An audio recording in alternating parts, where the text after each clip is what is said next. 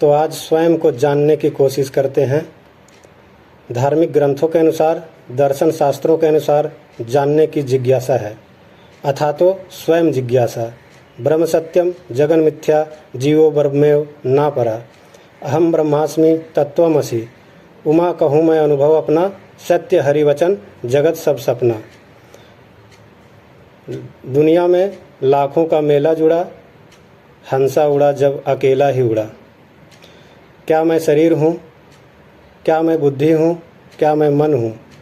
उपनिषद और दर्शन शास्त्र इन सभी को नकारता है, नेति नेति कहता है।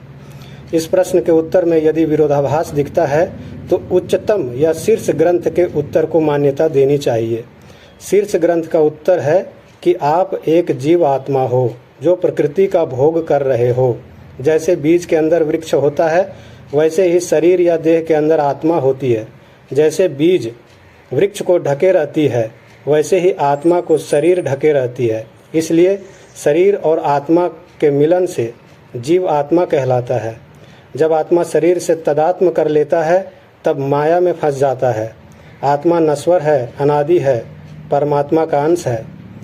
चित्त यानी हृदय में आत्मा का वास होता है। इसलिए निष्काम भाव से सत्कर्म करते रहें, क्योंकि नैनम छिंदन्ति शस्त्राणि नैनम दहति पावका न चैनम क्लेदयन्त्यापो न शोष्यति मारुता। जय हिंद। मिलते हैं अगली वीडियो में। तो इस वीडियो में शरीर के बारे में जानते हैं। मनुष्य शरीर की रचना का विज्ञान बहुत जटिल है। भौतिक विज्ञान इसे पदार्थ से बना हुआ बताता है। पदार्थ कई छोटे कणों से मिलकर बनता है। जीव विज्ञान इसे कोशिका से बना हुआ बताता है। कोशिका कई अवयवों से मिलकर बनता है। पर अध्यात्म के सांख्य दर्शन में 24 तत्व और 3 गुण की बात कही गई है।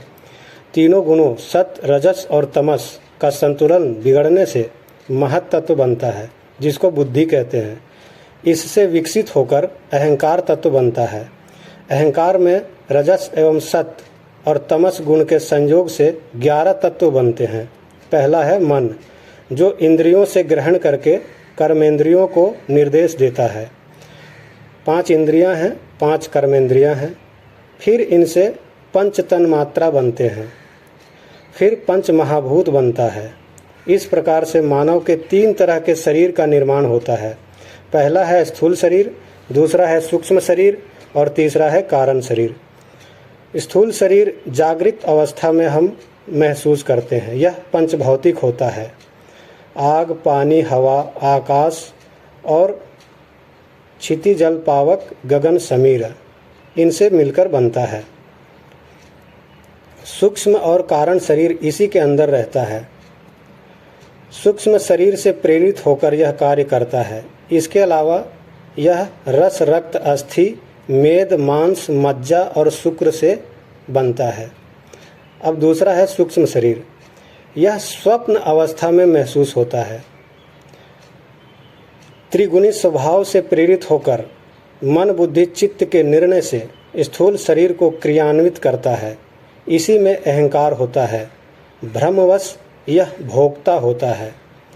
इसमें 19 तत्व होते हैं। तीसरा है कारण शरीर। यह सुषुप्ति अवस्था में अनुभव होता है, जैसे नींद के बाद उठकर ताजगी का अनुभव करना।